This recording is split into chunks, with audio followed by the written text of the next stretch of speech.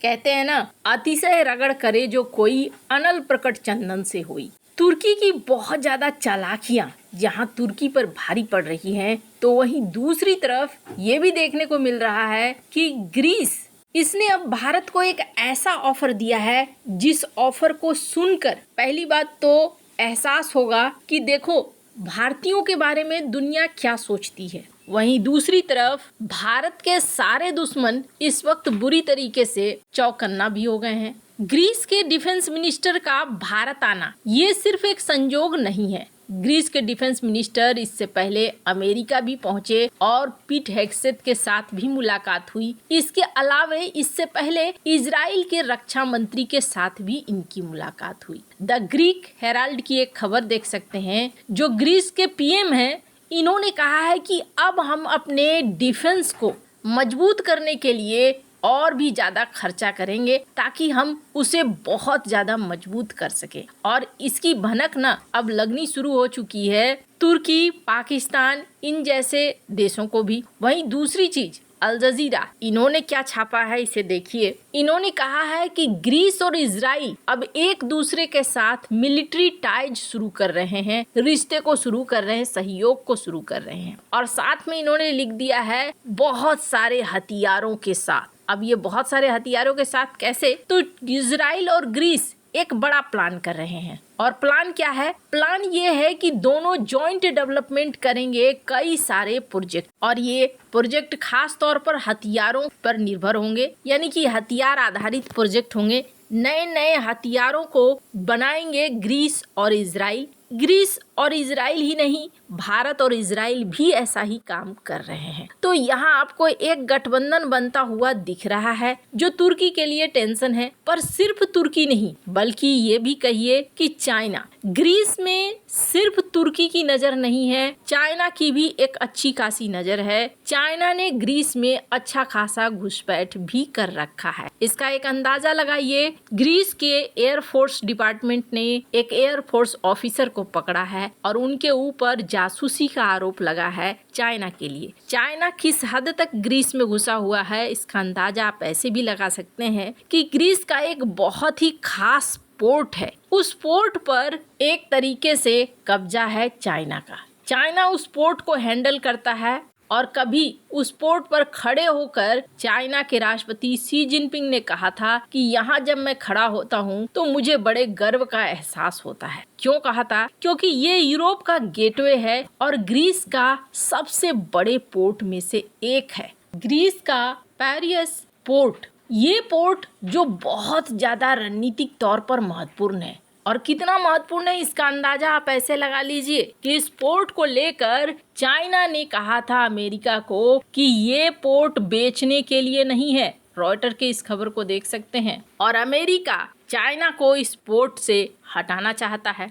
और इसमें ग्रीस का रोल अब बहुत खास हो गया। एक जमाने में ग्रीस और चाइना के रिश्ते बहुत अच्छे थे, लेकिन अब अमेरिका के आने के बाद ये रिश्ते धीरे धीरे खराब होते जा रहे हैं। पॉलिटिको की एक खबर देख सकते हैं, ट्रम्प के दूत ने ये कहा था ग्रीस को कि चाहे कुछ भी हो इस पोर्ट से हमें बाहर चाहिए चाइना। खैर, अब ये तो रही वो पोर्ट जो बहुत ज्यादा जरूरी है आईमेक कॉरिडोर के लिए भी। और भारत के 3 दुश्मन एक साथ साधे जा रहे हैं, चाइना भी, तुर्की भी और पाकिस्तान भी। लेकिन इस बीच ग्रीस के डिफेंस मंत्री ने बहुत सारी बातें कही। इन्होंने इस फोरम में क्या कहा, इस वीडियो को सुनिए। I will be stating the obvious that Europe, and by Europe I mean mostly the European Union countries, have left their defense behind. After the end of the Cold War, after the division in Berlin has gone away, Europe has come to believe that there is no need for defense and the American umbrella is enough. Let me give you an example on how much Europe has let its defenses down. We, Greece, are a mid-sized, maybe even small country. Yet again, the number of tanks we have are more than the tanks of the United Kingdom, of France, of Germany, of Luxembourg, of Belgium, and of the Netherlands combined. So Europe has a lot to do if it wants to address the defense challenges in the modern environment.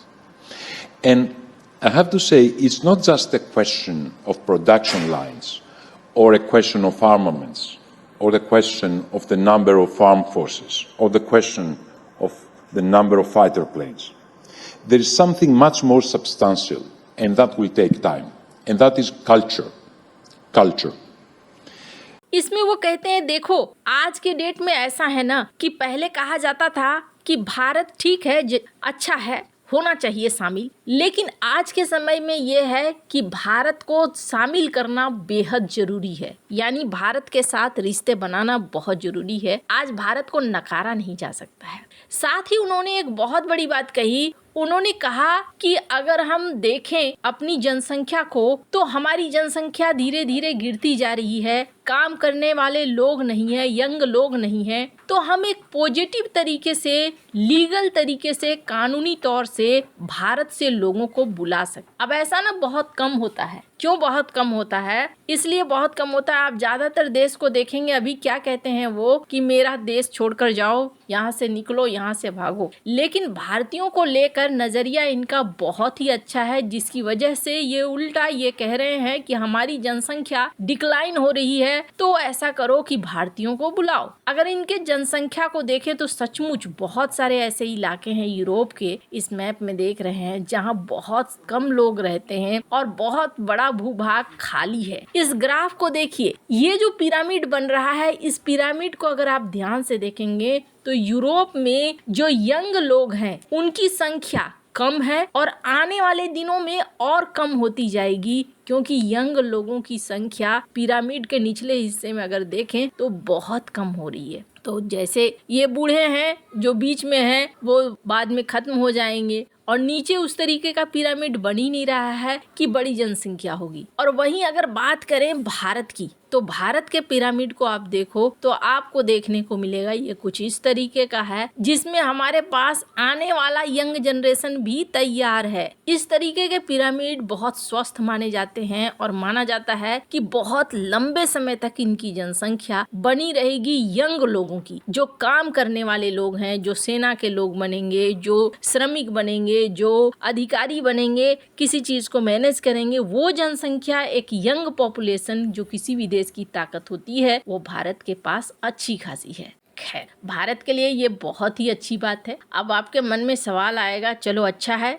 एक मित्र तो बढ़ा, लेकिन यहाँ पर अगर एक मित्र बढ़ा है तो अभी का जियोपॉलिटिक्स देखिए कैसा है कि रूस इसी ग्रीस पर आरोप लगाता है कि आप यूक्रेन के साथ रिश्ते रख रहे हो, हमारे देश के अंदर कितने ग्रीक समुदाय के लोग हैं उनको आप नजरअंदाज करते हुए यूक्रेन को हथियार दे रहे हो। भारत ही इस वक्त एक ऐसा देश है जो कई सारे देशों के साथ एक साथ बैलेंस बनाकर चल रहा है। वैसे आपको क्या लगता है, यूरोप भारत का एग्रीमेंट भारत के लिए बहुत बड़े द्वार खोल रहा है या नहीं? कमेंट कर अपनी राय जरूर बताएं। जल्द मिलते हैं अगले वीडियो में नई खबर के साथ।